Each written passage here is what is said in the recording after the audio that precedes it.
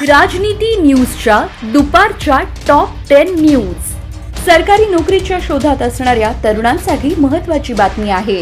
महाराष्ट्र राज्य परिवहन महामंडळ म्हणजेच एसटी महामंडळात नोकरी करण्याची सुवर्ण संधी तुमच्याकडे आहे। एसटी महामंडळात सध्या विविध पदांसाठी भरती जाहीर करण्यात आली आहे।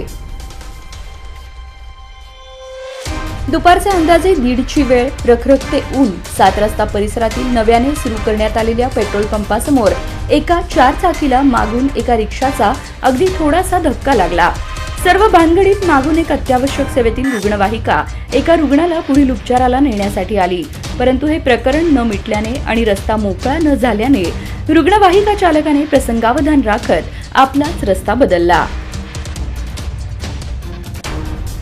आमदार सचिन कल्याण शेट्टी हे विकासाभिमुख नेतृत्व असून त्यांच्या पाठीशी मी खंबीरपणे उभा आहे। सागर कल्याण शेट्टी व मित्र परिवाराने हन्नूर केसरी बैलगाडा शर्यत आयोजित करून या खेळास प्रोत्साहन दिल्याबद्दल त्यांचे कौतुक करतो, असे प्रतिपादन पालकमंत्री जयकुमार गोरे यांनी केले। सोलापूर शहर व परिसराच्या तापमानात आज कमालीची घट बघायला मिळाली। मंगळवारी सोलापुरात 40.1 सेल्सिअसची नोंद झाली होती। मंगळवारच्या तुलनेत बुधवारी सोलापूरच्या तापमानात 2.1 सेल्सिअसची घट झाली। आज सोलापुरात 38 सेल्सिअस एवढ्या कमाल तापमानाची नोंद झाली आहे। मोहम्मद सिराजच्या भेदक गोलंदाजीनंतर जोस बटलरच्या तडाखेबंद अर्धशतकी खेळीच्या जोरावर गुजरात टायटन्सने IPLमध्ये बुधवारी झालेल्या 14व्या सामन्यात रॉयल चॅलेंजर्स बंगळुरूचा 8 गडी राखून दणदणीत पराभव केला। बंगळुरूला 20 षटकात 8 बाद 169 धावांवर रोखल्यानंतर गुजरातने 17.5 षटकात केवळ 2 गड्यांच्या मोबदल्यात 170 धावा करत विजयी लक्ष्य सहज प्राप्त केले। यासह गुजरात विजयपथावर परतला असून बंगळुरूला पहिल्या पराभवाला सामोरे जावे लागले आहे।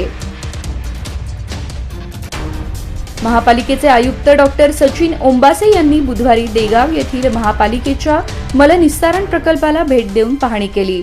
देगाव येथे 75 MLD क्षमतेचे मलनिस्सारण केंद्र आहे।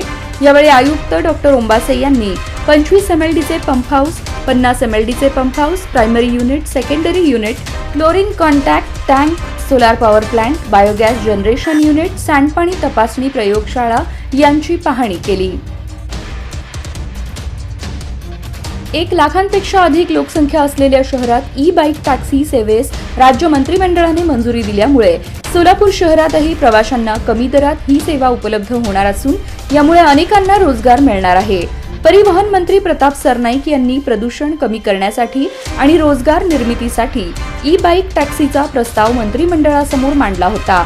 याला मंजुरी मिळाल्याने आता मुंबई पुण्यासह 1 लाखांपेक्षा अधिक लोकसंख्या असलेल्या शहरामध्ये प्रवाशांना ही सेवा मिळणार आहे।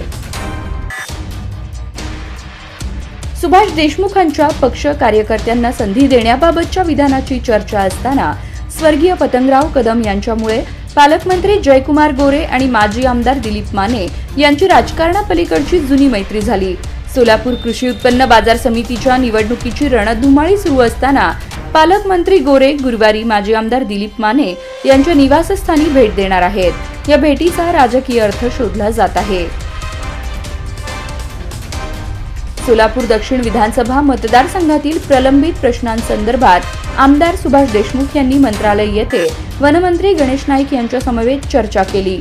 वनमंत्र्यांच्या आदेशानुसार जिल्ह्यात जास्तीत जास्त वृक्षारोपण दक्षिण तालुक्यात होईल, असेही यावेळी आमदार सुभाष देशमुख यांनी सांगितले। सिद्धेश्वर वनविहार विकसित करणे, स्वच्छता करणे, वृक्षारोपण करणे व सुशोभीकरण करणे, हिरे तांडा येथील वन विभागाच्या जागेवर वन उद्यान करावे आदी विषयांवर अधिकाऱ्यांशी चर्चा केली। सोलापूरचे पालकमंत्री जयकुमार गोरे यांनी आज सकाळी सोलापूर शहर मध्यचे आमदार देवेंद्र कोठे यांच्या समवेत सोलापूरचे ग्रामदैवत शिवयोगी श्री सिद्धरामेश्वरांचे दर्शन घेतले आणि मंदिर परिसराची पाहणी केली। यावेळी पालकमंत्री जयकुमार गोरे यांच्या हस्ते शिवयोगी सिद्धरामेश्वर यांची आरती करण्यात आली। यानंतर धर्मराज काडादी यांनी शिवयोगी सिद्धरामेश्वर यांचा इतिहास आणि पंचकमिटीच्या कार्याची माहिती पालकमंत्र्यांना दिली।